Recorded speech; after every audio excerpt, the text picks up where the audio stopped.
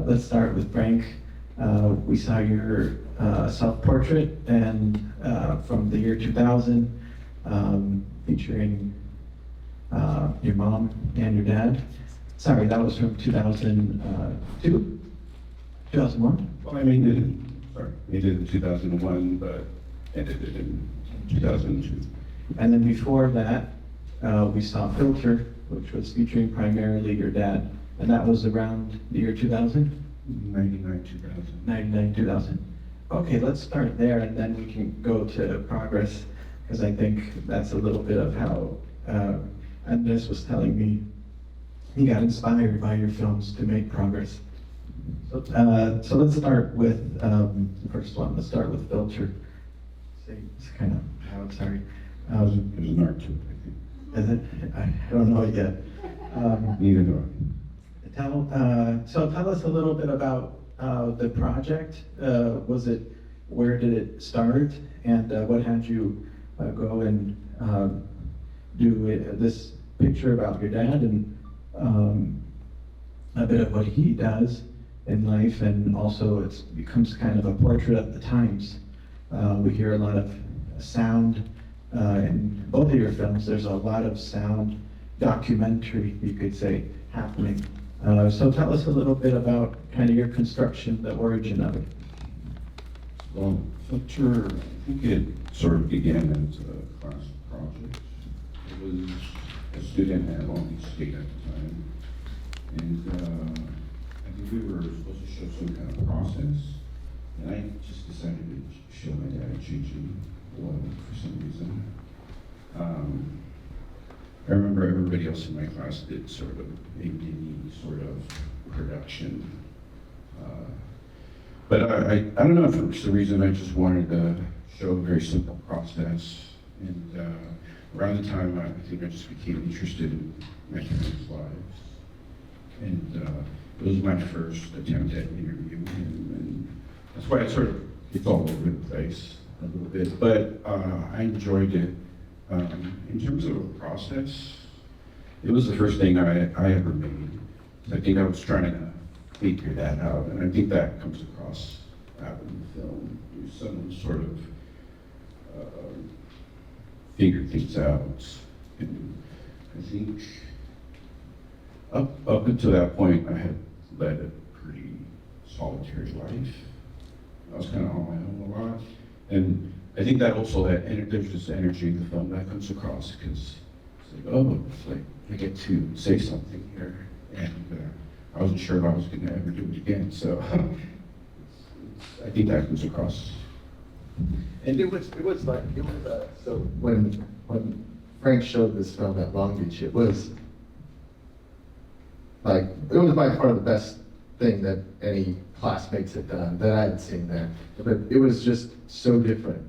Everyone was doing like how to make an omelet, how to, basically videos you probably see on Instagram now. But they took process very literally. And I think what I liked about Frank's when I saw it was like, oh, this is someone who's not only more creative, but he's also sort of saying something really interesting here. I thought it was also really personal. I think that struck me. But yeah, you might be downplaying, but it was really significant. Like, it stood out among all the other films there. And yeah, also I think you were a journalism major at one point. And so yeah, you can say something about that, because I think that kind of comes. Well, I think literature and journalism and all that influenced me more than film. Whereas when I started making films, like 27, 28, and I think a lot of my other classmates had been influenced by films that they had seen, like all the classical Hollywood movies, 70s, independent films. And so that's not really what was informing me at all. It was text, it was news, stuff like that. That's where I was coming from. And I think it definitely shows up in those first two projects, because I was sort of almost in reporter mode, I think. Yeah, I think when I first saw it, I thought what was Frank being exposed to? How did this, how did this happen? And that maybe we can just say just a little bit of like, when did you two meet? You both mentioned Long Beach, Cal State Long Beach. And how did that happen, like meeting and then being in these film production classes? I think we were in a class together. I think that's when I saw that film, and I thought it was great. I think that was it. But I think really the professor brought us together because I think he had told us separately to apply to grad school, and we both did. And then he's like, "You guys should meet." So I don't think we met at that time. But yeah, I think what stood out, because when you go to film school, especially like a traditional film school like a UCLA or USC, or like Long Beach State, which is kind of like the G League version of those schools, you find that like most people go to film school because they were infatuated with like Hollywood films. Like during our era, it was like most film students were infatuated with Star Wars, or I hate that shit. So like, it just wasn't like, so there's a lot of those. And then I think when Frank was making stuff, it really stood out to me, and I thought, well, this is someone who's like doing something that I find interesting. And I like the imperfection. I like imperfection. I like failures. I consider myself one. I think I like it. I like that kind of thing. And I think in his films, it's talking to Diego, maybe this is getting a little too off, but we were talking earlier about, I was telling Diego earlier that when I saw Frank's films, I thought that it was the first time I saw films that seemed sloppy. Like, it's not it's not like a criticism. They just seem messy, and I like that because I'm so structured. Like in everything I do, like I'm very structured. I think of like abstract thought becomes difficult, and so like I have to organize things very like, okay, this shot's going to be 1 minute long, or this shot's going to be 10 minutes. It doesn't come across in progress, but I think it does in elements. But I guess with Frank's films, I saw, oh, he's embracing chaos, and I like that. And I thought it makes sense. It somehow makes sense. It seems chaotic, and it seems like, where's this going? But by the end, you kind of see everything, I think. And it impacted me in a pretty big way. And so I think in progress, you see sort of my sort of uptightness, my sort of structure, which is structured around like, narrative pieces that are written on like handwritten notes. That's sort of me imposing some sort of structure on an otherwise kind of chaotic film. But I guess to say a little bit more about Frank's films, it's like to be able to make a film that's like chaotic without the sort of like, all right, here's the structure. I don't know, it's remarkable. So it's yeah. Right now, I know you're living in Monterey, and my daughter's here, and I remember we went to visit the Monterey Aquarium, and there's a school of fish room where this massive school of fish is just going around in circles. But I saw that every now and then there's a fish that goes the opposite way, right? And that takes, bravery, I think. Especially in Southern California for a film, everyone is going the same way. And every now and then, you'll have people that go the other way. And it's, most people think, oh, you're just going the wrong way. What are you doing making a film like this? What are you doing, right? How many times have we heard it? And so when I saw your films, I thought, wow, this is, so it takes a lot of bravery to do that, and to do it when you may not feel like any encouragement is there. If anything, it's probably the opposite. People are saying what are you doing? And so that's the first thing that jumped out. That it takes, I think, a lot of bravery to do this and to let these films just be themselves, right? Like letting a filmmaker just be yourself. In Southern California, very difficult. And so that was, We'll just say like, yeah, I don't know if it's bravery, but I definitely know that today, watching it, I cringe watching it. I think there's parts that embarrass me, and they hurt my feelings watching them, and I think I'm embarrassed by them. But on the other hand, I was thinking, maybe more filmmakers need to be embarrassed by their work. Maybe more people need to like put themselves out there in this way that's pretty vulnerable and say or shoot the thing that feels awkward.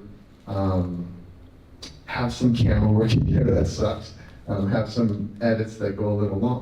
Whatever the case is, I think it's something I think I was thinking about as I was watching it, because maybe I'm trying to justify the cringy feeling. Something, but I don't know. But I don't get that embarrassment from Frank's film. Those are his films, so. But I don't. Yeah, I don't. I don't get that feeling, but for mine, I did definitely cringe. I think, I mean, when I started making films, I was completely naive. I had no cinematic language or foundation. So, like I said earlier, I went at it from a very different perspective, really early on.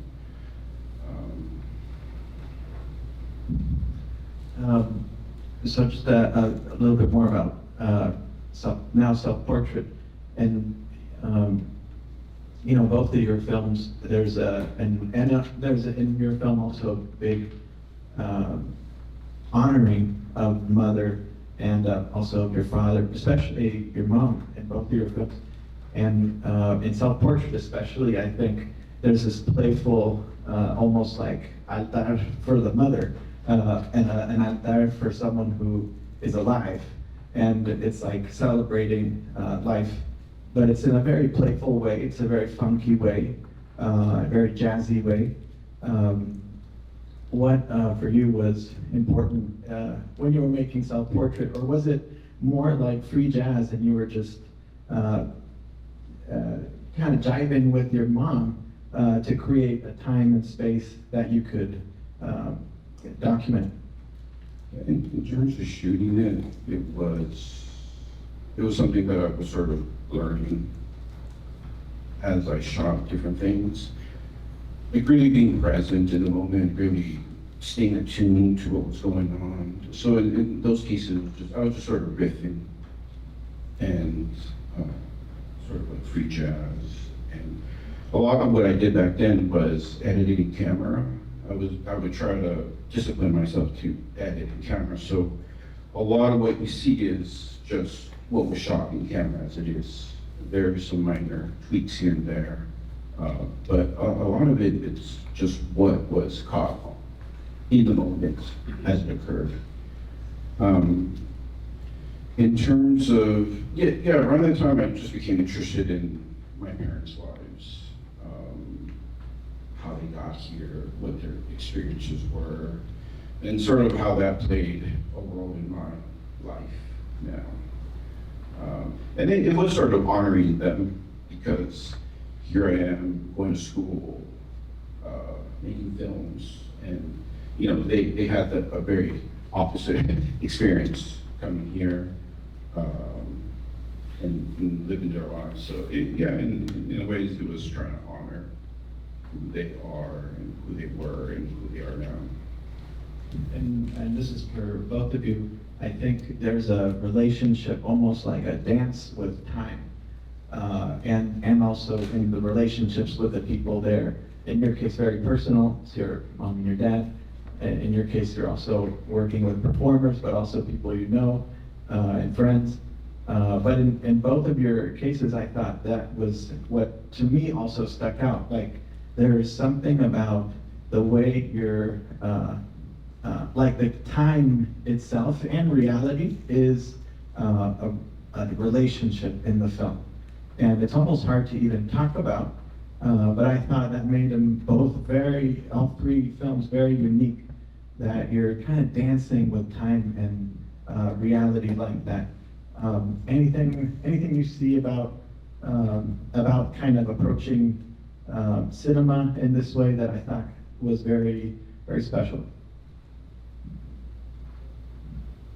To answer the question, I'm not sure if I know exactly what you mean, but I do know, like, I can only think of like time in terms of storytelling, and so I think that for me, like, a lot of it sort of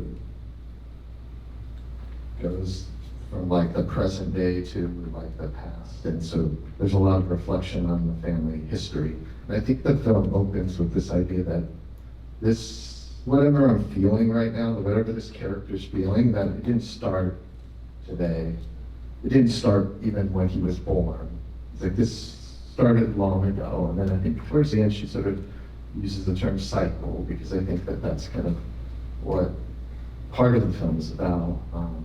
I think with Frank's film, he's also playing with time as well. It's just even this like historical time, and so with his films, that they sort of tell bits and pieces of family history through images and through these old images of his parents when they're basically kids. So that's yeah, it's one of these. I don't know how you feel about that, Frank, but I think that was what I sort of understood. It's almost like this, whatever this character is behind the camera of your films, it didn't begin there. And so it's sort of this searching for who you are, maybe, through your parents, through photos, through, there's there's these shots of your dad sleeping.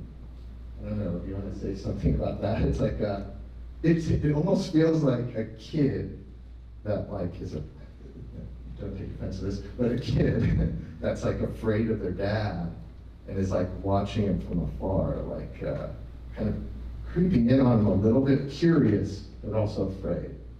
But, It makes sense. I don't know. I was thinking those things. I wasn't afraid of my dad. I had been afraid of my dad for a long time, and it was around that time we started sort of communicating. So there's part of that where I'm just sort of, who are these people?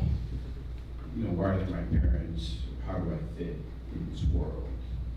And you know, I can see beyond just myself and see that there's a whole history. And I was really interested in those things. I think self-discovery and was a big part of it. But then when I first, not when I first met you, but more recently when we first started talking about maybe doing a screening of your work, you were mentoring, discovering each other's kind of films and sensibilities in film school. And so I think that was also a part of, I think, a lot of the film, just kind of realizing there's a lot of story here with people we know, people we've known for a while, or people who maybe can also tap into the stories they've been wanting to tell for a while. I think in Progress, there's a way to kind of bring story into your background, bring story into to make valuable those things sometimes we never see in big production Hollywood films. Just spending time with your friends, saying things that are ridiculous, saying things that are memorable, saying things that you forget, and they're not always wonderful experiences. Sometimes they're fights, sometimes they're arguments, sometimes they're parties, but all those things that just get cut from films, right? Here, they're brought to the foreground, to the center, and also you have this kind of talking in progress with us, right? And which is a little bit of time travel, because you're talking to us, but from the year 2002, 2003, which is more than 20 years now. And so anything either of you want to say about bringing to the center and valuing all those things that in other films will just get cut, and not seeing those moments, and also not seeing people from Los Angeles, Southern California, in their everyday being themselves, Good question. Yeah, I was thinking the goal of my film was to normally films want to put only good dynamic scenes in. I just was like, I'm gonna do the opposite. Only put in the worst. No, but I think that I think one of the things I was thinking about when you mentioned that is that I was, like a lot of films are very beautiful because they show landscapes. I think particularly with Los Angeles films, a lot of Los Angeles films will, not a lot I should say, but let's say if, how can I put this? So like, a film that you might regard as a Los Angeles film, maybe so because it was shot there, it may show downtown LA, it may show a memorable bridge or two, it may show the Los Angeles River. And then absent sometimes in that scene is Tom Cruise running through there or something. So absent from there, the people that live in Los Angeles, the people that ordinary conversations, and so if anything, maybe it's like a turn on that, where it's like, well, we won't care so much about the landscape. It's there, it's in the background, it's always in the background, but the people, let's show the people of it. So there's a lot of medium, at least in my film, it's mostly medium and close-ups. Not a lot of wide shots, nothing very cinematic, I would suppose, but I find it cinematic, and I think Frank's films have a lot of that, like up-close, medium shots, and I find it very cinematic. It's the way that he sort of frames the stuff, and it looks great, and I think when you add the sort of sound and the different layered sounds, it makes it pretty cinematic to me. And I think we've also spoken about this at length, but I think it's just the nature of filmmaking sometimes, is to make things bigger and better. And for whatever reason, I was just not ever interested in that. So I think that we sort of share that in common, where it was just this small story about these group of people sometimes that often get overlooked. So that was very important for me as a filmmaker, and it still is. Yeah, I would just add to that. I do think that there is other films that have done this and well, and I think there's, like, I think at the time when I was making this, obviously Frank and I were sort of making stuff around the same time and seeing each other work all the time. I think that certainly helped sort of workshopping stuff and getting ideas. I also think that I really liked films that were seemingly boring. Like one of my favorite films during this period was American Job by Chris Smith. If any of you have seen this film, I just love that film. I still love that film. It's so boring, and I love that film.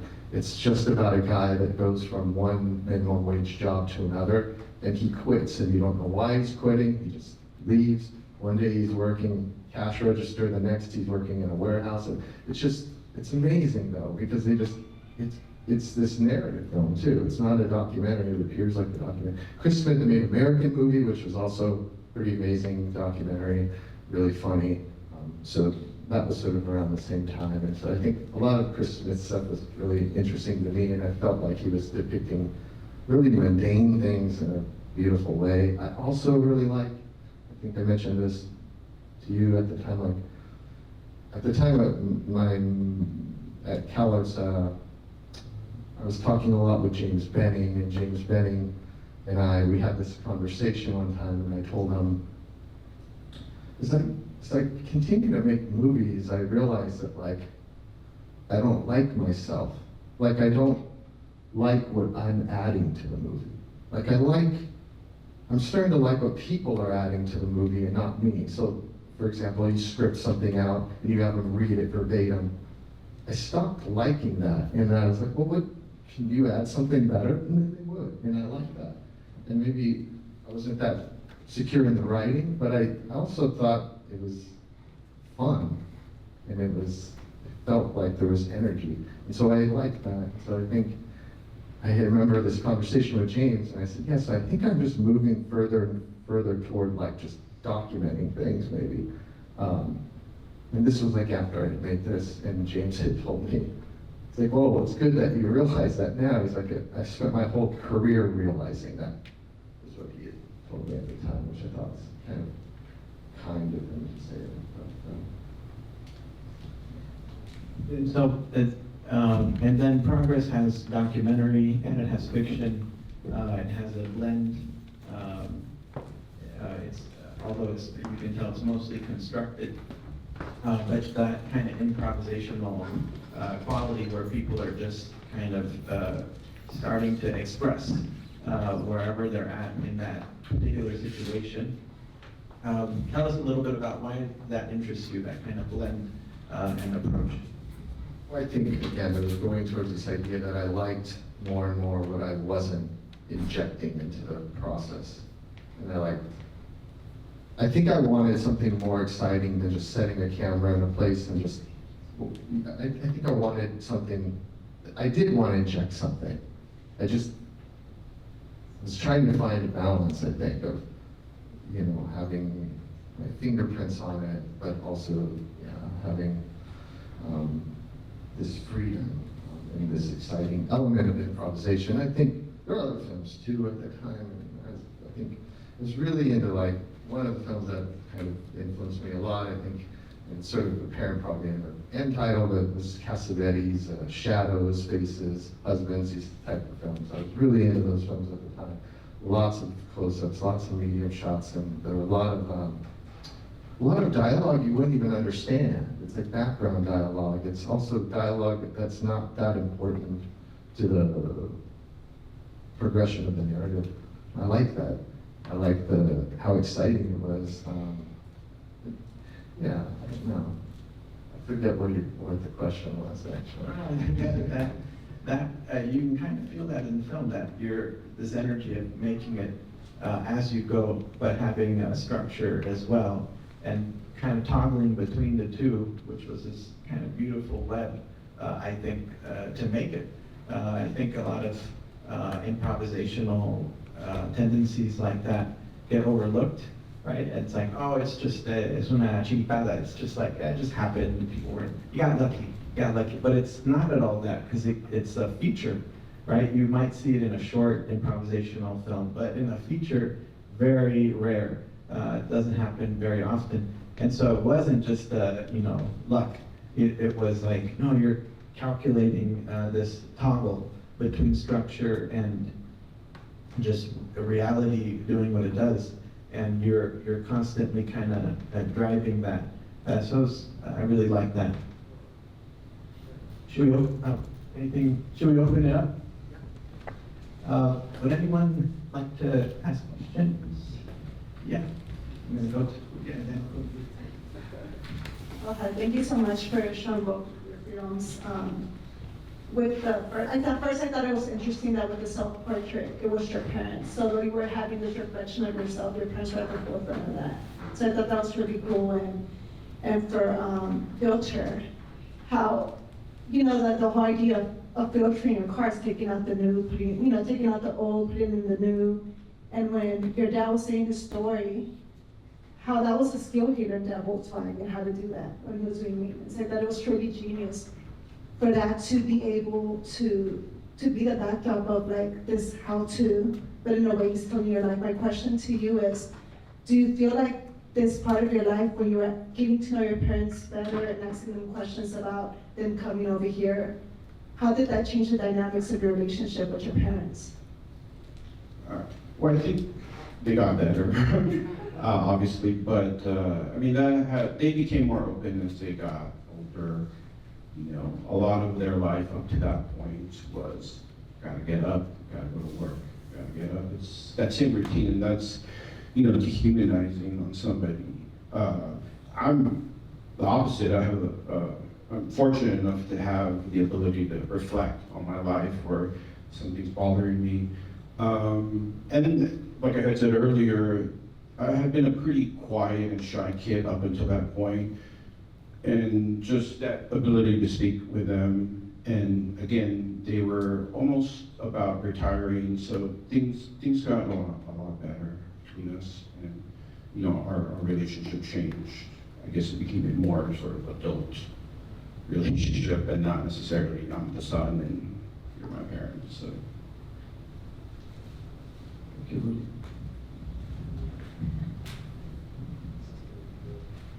wanted to ask on the Progress movie, why was the part where there was this like, it was like a blur, but there's like, I think it was a Bible, what was that all about? Because I didn't see it well, it was like a blur. So it was like the fight. There's like a fight, remember? There's like a fight at a party, fight, and then I was like, what is this? Because it was just like a blur, so I didn't know what it was all about. The blur. I don't know, I think the blur, this is toward the end of the party, I think. Yeah, I think the blur was just low lighting. It was just the result of low lighting, natural lighting. All we had were like, I remember lighting it because we had these like outdoor lights, and then I used like Christmas lights to kind of light it as well. It's just low lighting. And I also think, yeah, that party was interesting. What was fascinating to me about that party fight at the end was in my head, you know, the documentary "Don't Look Back," the Bob Dylan, D.A. Penny Baker, I believe, documentary. There's this moment in the film where Bob Dylan has this argument with the hotel clerk about something, like who threw a bottle out the window or something like that. And they're having this argument, and it gets so heated, like so heated, and they never went to blows. There was nothing physical, just like, you're it, blah, blah, blah, and you're this, and you're that. And originally when I had scripted this out, I had told the guys, that's what you're doing. That's what you're doing. But immediately, they just start shoving and punching each other. It was like what I realized from that is like, this lesson about like, can you articulate your anger with words? If you don't have those words, you just start throwing punches, or you just start pushing, you know? So that's what happened there. And I would retake it over and over, like, all right, now, words, just words. They very quickly, within 5 seconds, run out of the words and start, because they wanted to, and I understood, and so I kept that in, but it became something altogether different. But I think it may be better, but in my head, I thought they were gonna have this very sophisticated argument that, you know, like Bob Dylan was having with this British hotel clerk, which, you know, turns out the kids from my neighborhood don't talk like that. They don't have that, don't express themselves that way. About, you know, we're watching these about more than 20 years later, which is very special because you're able to kind of see history of also cinema in that, and history of Los Angeles and Southern California. What, you know, what are you making now, and what kind of in the length of that time do you see is a little bit of context in terms of what you find special about this, and about kind of moving forward with this kind of film in mind, to really learn from your own films and also share them with others? Well, lately I've been doing more narrative work, short narratives that I can handle. Generally can't handle anything more than 20 minutes because it's just too much work. But in terms of the older work, seeing this, I haven't seen any of this in 20 years since you guys called me. And it sort of made me interested in making more work, more personal work. And something that I miss about those early films is this immediacy, like just being able to go record something, dump it into Final Cut Pro and edit it. It was very gratifying. And sort of over time, I feel like I've lost that ability to access that immediacy. So it's you know, watching these films and the progress, it sort of made me think about maybe going back to some other style or mode of working.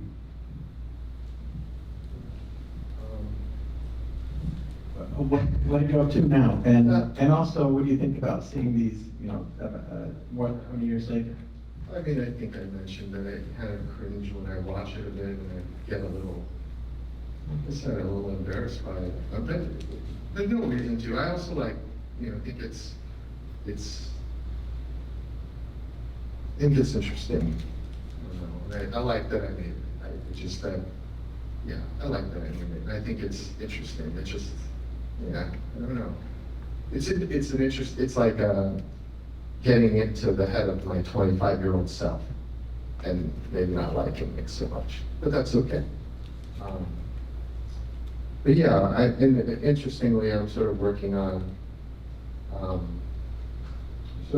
manuscript right now that I've been working on for the last year or so, and it's very much sort of written in a similar way that Progress is, in these vignettes, and so it's a bit of a history of the Los Angeles suburbs that I know. I grew up in or around, like where the film was, like Cerritos, Artesia, Bellflower, Lakewood. I went to high school in all these areas, right? And Long Beach was very close by, and it's a part of Los Angeles that is Los Angeles County, and it holds a very special place in my heart. So I have a lot of,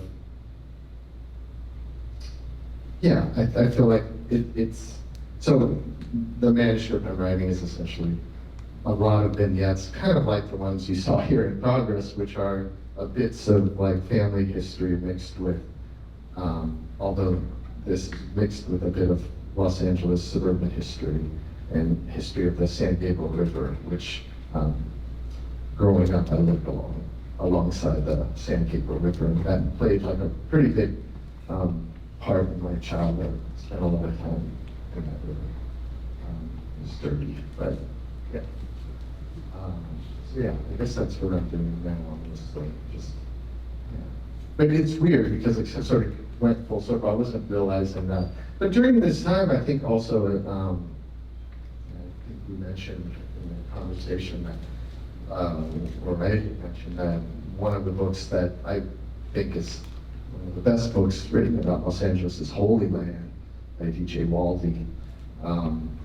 And it's written about the town next door to where I grew up. Maybe that's why I'm so partial to it. But when I was at Cal Arts, I think it was James Benning told me about that book, which he had learned from Tom Anderson about the book. But I love that book, and I think it's again, it's this thing that I'm fascinated with. This like mixing of genres. It's like memoir, it's history, it's poetic.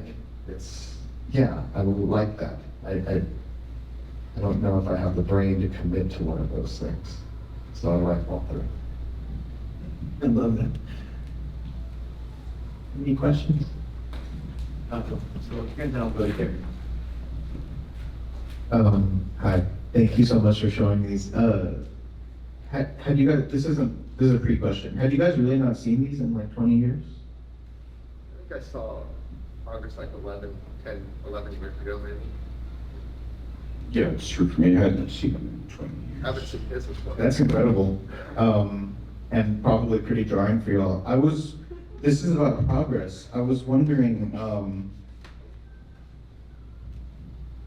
at what point did you make the decision, or at what point did the actors make the decision to address the camera? Because when I was watching it, I was, I was like going along with it, and then I knew it was early digital video, and then they addressed the camera, and I kind of thought, oh, I bet that he was using the medium, right? This kind of grainy, like you were saying, kind of like messy medium, and he was rolling with it. But was that your choice to have them kind of address the camera and it'd be like not a mockumentary, or was that their choice? Then you just ran with it? It was my choice. I kind of scripted those parts out where they would address the camera.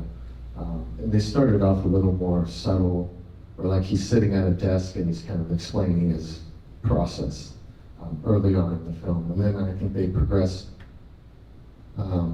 where they're just directly addressing a little bit more straightforward documentary way. Yeah, I think I wanted to do that. And I was never thinking mockumentary. I don't know why. It never occurred to me that I was like mocking anything or no, Yeah. no. I don't know where you weren't saying that, but I think that it was. But that's often the term mockumentary is used to describe just that, I suppose, in some way, because of anytime or not anytime, but I think when you combine fiction and documentary in a way, or you use documentary techniques to tell a narrative story, people might relate it to the mockumentary genre. So yeah, maybe it's, I don't know if today, I don't know, like maybe it was unique at that time because in the sense that there weren't, suppose, films that had that same style that were a little bit more serious or maybe not as, intended to like make fun of everything. No, did that answer? I don't know. No, that was great. I was just thinking when his car breaks down and he like is a little like passively pissed at the camera, and that was the time for me when I was like, oh, this feels more real than that. I don't know. So I don't see it as real anymore, or maybe I never did, but I remember this when so two things is when I had originally screened into like the panel at CalArts, my committee consisted of several people, but one of them was a documentary filmmaker. His name used to be at CalArts. Hartmut Botomsky was on my committee. So he looked at it, he's a documentary filmmaker, and then afterwards he asked, why at the end do you have a name like Sal, and then under it someone else's name? And I was like, I didn't understand the question. He's like, yeah, at the end, there's all like two names next to each other. And then I said, oh, well, one's like the character's name, and then one is the actor. And he's like, oh, like it didn't register with him that he thought I was making a documentary. And I remember, I think, Gary had told me you should probably warned him that that's not what it was. So there was that. And then the other thing was that it didn't get accepted into any festivals. The only festival it got accepted into was the Margaret Mead Anthropology Film Festival. And then I had to tell them it's not a documentary, and they're like, okay, forget it. So my only chance at a festival was, maybe I should have tried to just let them play that and see what happens. But I also was wondering, like, what did they think it was? Like some like, I don't know. It kind of bothered me a bit because it's like, what did they think it was? Like, in ethnography? Like, I don't know, there seems something like problematic about that. Like, because at that time there were like mumblecore movies, right? Like this was like right at the beginning of that mumblecore sort of movement. I think that began in this same year. And those films were definitely not considered ethnographies. They're just about, kind of slightly depressed people. Yeah. But those were never considered ethnographies. So I don't know, it made me wonder like why that was so. Is that Chicago? I don't know, you said it. But I don't know, I just wonder, but yeah, anyways. I should have gotten to that festival, should have told them. I think one of the reasons that people mistake it for documentary is because the performances are better than in the mockumentary, or the mumblecore stuff that we're showing up at that time. They're really convincing, so people believe them. On that note, I'm curious if you kept up with the people who acted in the film, because I really want to know what Frankie's up to. I know. Here's the funny thing. I don't know what I lost track of Frankie maybe like 10 years ago. I don't know where he is.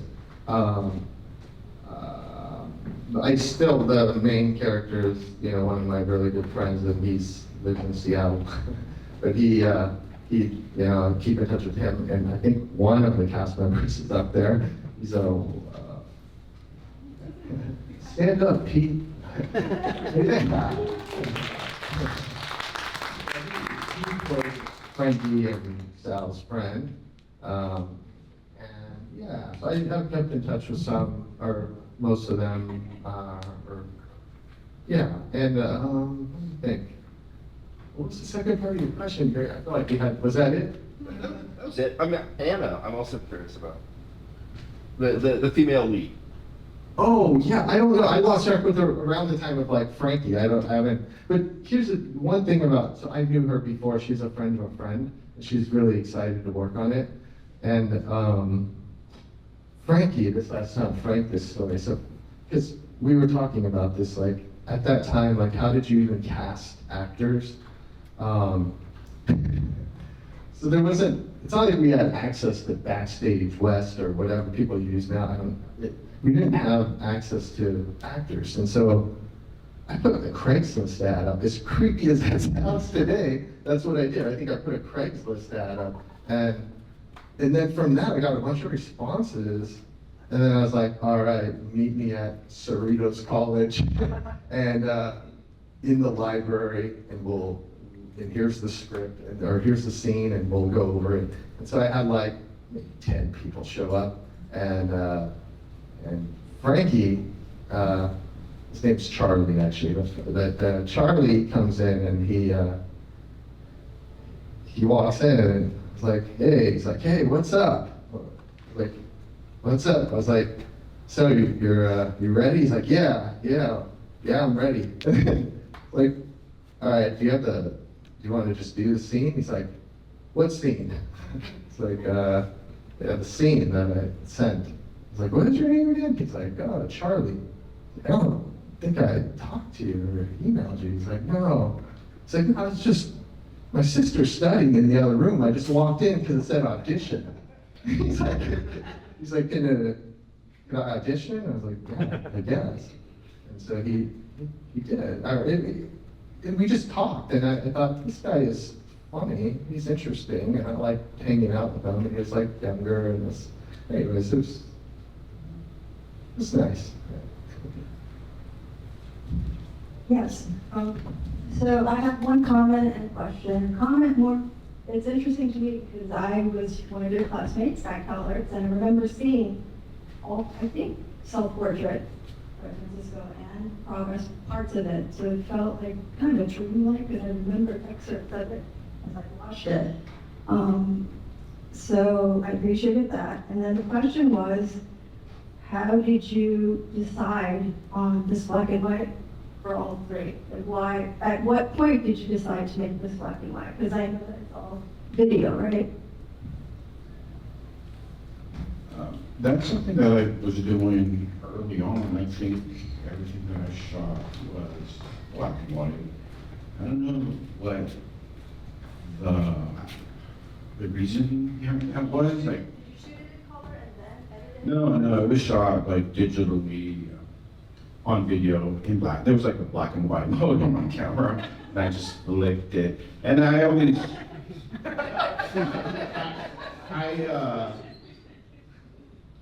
I mean, my first sort of love of films came from neo-realist films, so I think there was that. And I just thought it looked better. It was easier for me to light, which I didn't really light at all. I used all natural light. And there's something with the color, especially with the video around at the time. Aesthetically, it just didn't please me at all. So yeah, I think I shot like my first 10, 15 projects and sold in black and white. I think I did it for, I think I did a lot in progress for ease, to be able to maneuver, to be able to like capture things as they were happening. And I knew I wasn't going to be able to light it professionally. I knew I wasn't going to be able to record audio in the best way. I knew it had to be like kind of a documentary setup, essentially, just a sound operator and a camera operator. And so I knew it had to just be that simple to capture the sort of improv stuff. So I didn't want to worry about color correcting and that sort of thing, because I felt like that would be too much and I would never be able to light it that well. And in a way, I was just sort of embracing the limitations that I had or felt like I had at the time. I also, similar to Frank, I think a lot of the films I was really sort of looked up to at that time were sort of a lot of the Italian neorealist films. And a lot, like I mentioned, the direct cinemas and cinema verite films, Dave Pennybaker, Mason Brothers, I think. A lot of that stuff was all in black and white. It just felt like that's a look that I wanted, I suppose. Yeah, good question. So we're getting close to the end. I just want to say that, it's very special for me to, I've had very few people who I've gotten to meet a little bit.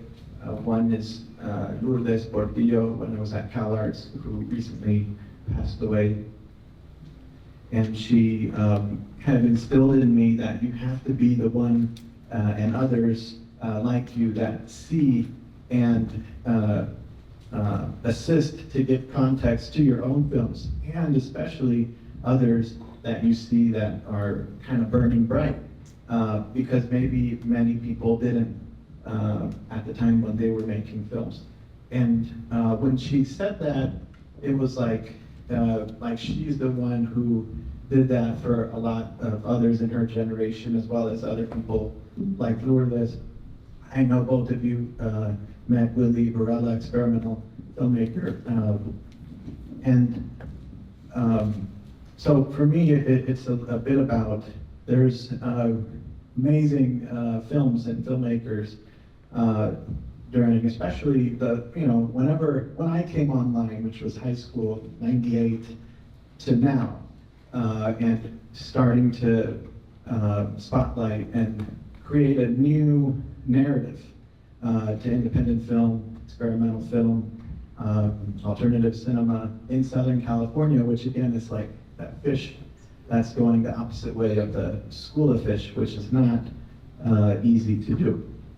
And so for me, this is the beginning, hopefully, of others. Anything you two just want to say about just this event? Also, anything you want to say? I know, I think, Andres, you met Willie Varela.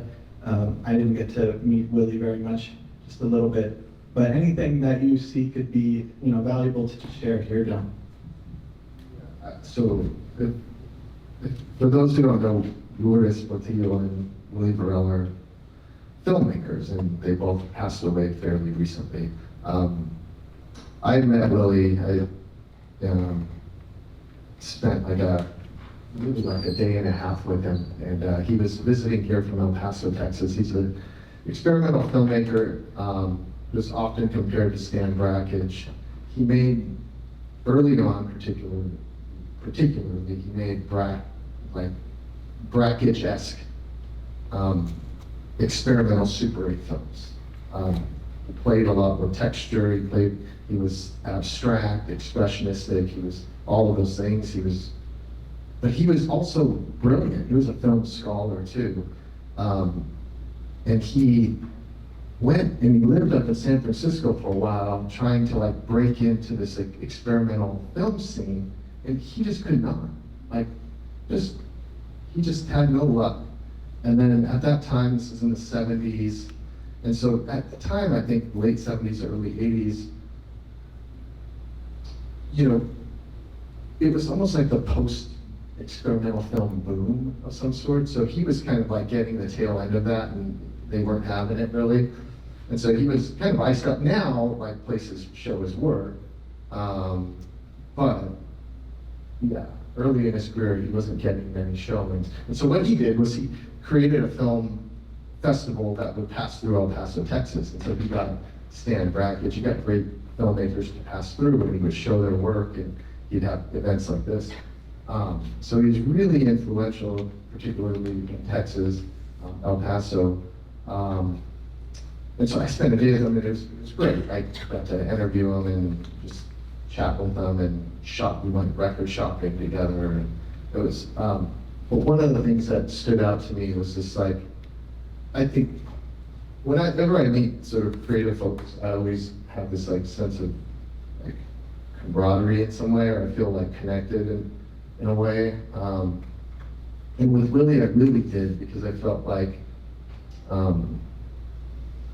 he was sort of doing work that at the time, it wasn't really accepted by the experimental film community, but it also wasn't it wasn't accepted by any like Latino film festivals at that time. They didn't really like his work either. They thought it wasn't political enough.